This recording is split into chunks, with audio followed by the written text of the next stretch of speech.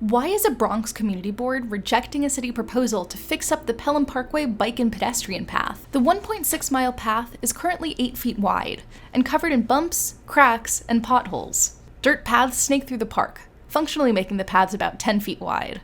But that's still not up to state guidelines for shared use paths, which recommend that they should be 12 feet wide, with 10 feet as a minimum. That's why the Parks Department wants to spend $7.3 million to fix up Pelham Parkway, repaving and widening the paths, adding markings to clearly divide cyclists and pedestrians, and refreshing existing seating areas. Opponents of the plan say that widening and renovating the busted path will just invite more mopeds to speed through it, instead of giving parkgoers more space. The path is a key connector between Bronx Park, Pelham Bay Park, and City Island, and also the larger East Coast Greenway. Parts of the Mosholu-Pelham Greenway have been repaved in the last year, adding in stoplights at key intersections.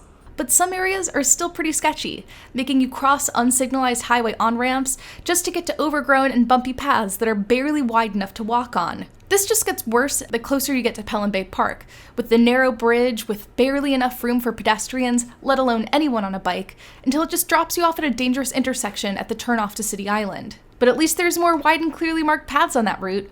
Fixing up the Pelham Parkway paths is a clear continuation of the work being done on either sides of the park, but some locals worry that making the path more usable will mean that more riders of electric scooters and bikes will use it, and that the path should be spruced up, but kept at its current width. There's also concern about the removal of trees from the path to make room for more pavement.